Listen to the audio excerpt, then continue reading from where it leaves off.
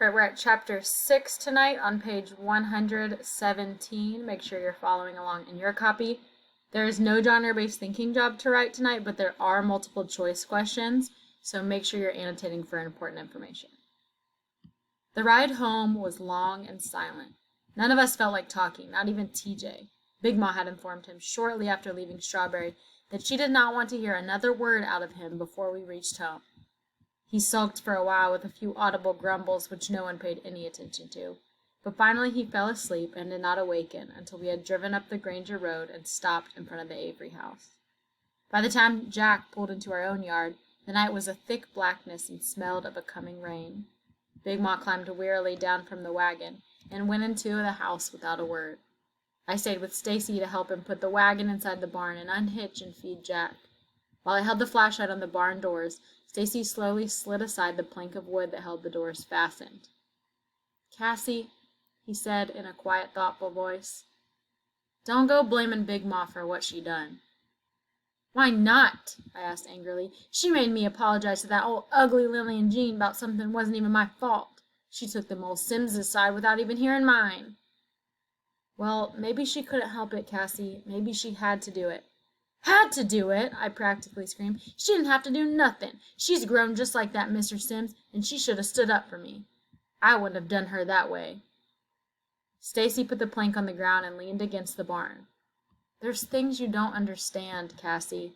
"And I s'pose you do, huh? Ever since you went down into Louisiana to get Papa last summer, you think you know so doggone much. Well, I bet you I know one thing. If that had been Papa, he wouldn't have made me apologize. He would have listened to me."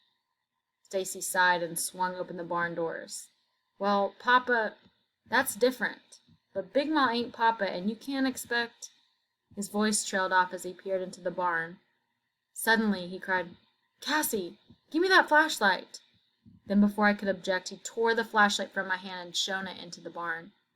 "What's Mr. Granger's car doing in our barn?" I exclaimed, as a silver Packard was unveiled by the light.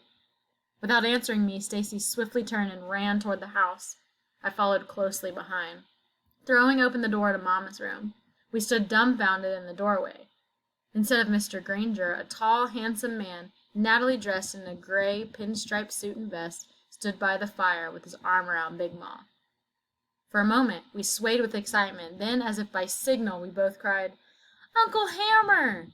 and dashed into his arms. Uncle Hammer was 2 years older than Papa, and unmarried.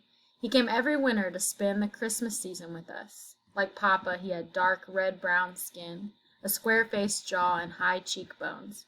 Yet there was a great difference between them somehow. His eyes, which showed a great warmth as he hugged and kissed us now, often had a cold, distant glaze, and there was an aloofness in him which the boys and I could never quite bridge. When he let us go, Stacy and I both grew consciously shy, and we backed away. I sat down beside Christopher John and Little Man, who were silently gazing up at Uncle Hammer. But Stacy stammered, "What's Mr. Granger's car doing in our barn?" "That's your Uncle Hammer's car," Mama said. "Did you unhitch Jack?" "Uncle Hammer's?" Stacy exclaimed, exchanging shocked glances with me. "No kidding!" Big Ma stammered, "Hammer, you went and got a car like Harlan Granger's?" Uncle Hammer smiled a strange, wry smile. "Well, not exactly like it, Mama.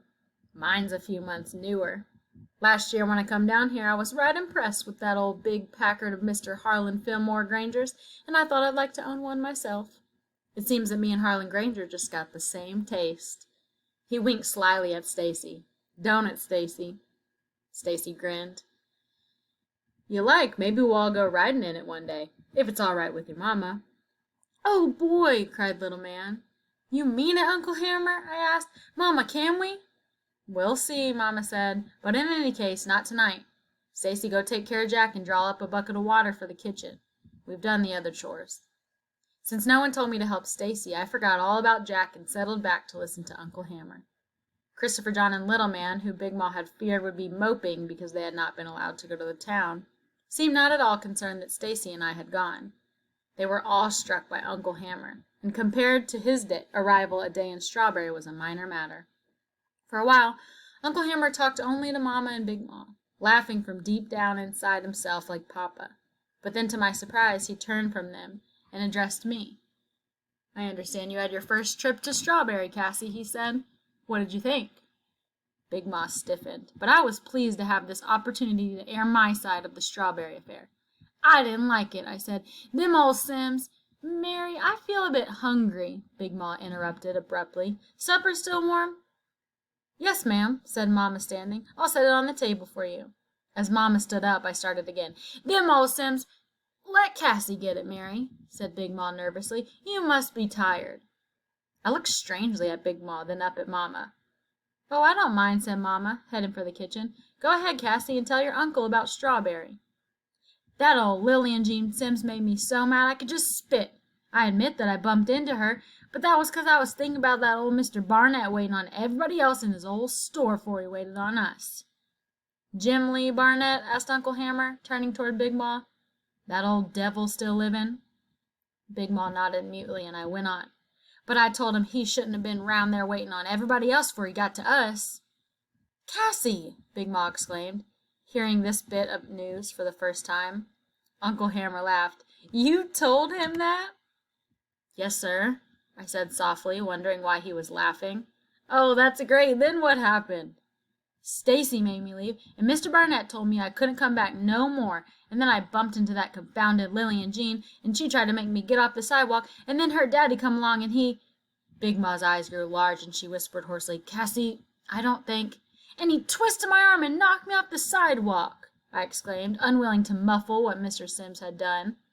I glanced triumphantly at Big Ma, but she wasn't looking at me. Her eyes, frightened and nervous, were on Uncle Hammer. I turned and looked at him, too. His dark eyes had narrowed to thin, angry slits. He said, "He knocked you off the sidewalk, Cassie? A grown man knocked you off the sidewalk?" Yes, sir." "This Lillian Jean Sims, her daddy wouldn't be Charlie Sims, would it?" Yes, sir." Uncle Hammer grasped my shoulders. "What else he do to you?" Nothing," I said, frightened by his eyes, "'cept'n he wanted me to apologize to Lillian Jean 'cause I wouldn't get in the road when she told me to." "And you did?" "Big Ma said I had to." Uncle Hammer released me and sat very still. No one said a word. Then he stood slowly, his eyes icing into that cold, distant way they could, and he started toward the door, limping slightly on his left leg. Christopher John, Little Man, and I stared after him wonderingly, but Big Ma jumped up from her chair, knocking it over in her haste, and dashed after him.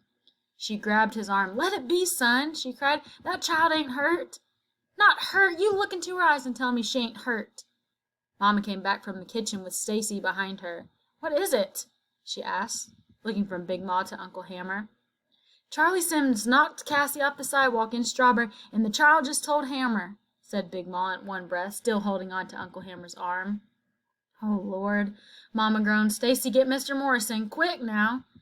As Stacy sped from the room, Mama's eyes darted to the shotgun over the bed, and she edged between it and Uncle Hammer. Uncle Hammer was watching her, and he said quietly, "Don't worry, I ain't got to use David's gun. I got my own." Suddenly, Mama lunged to the side door, blocking it with her slender body.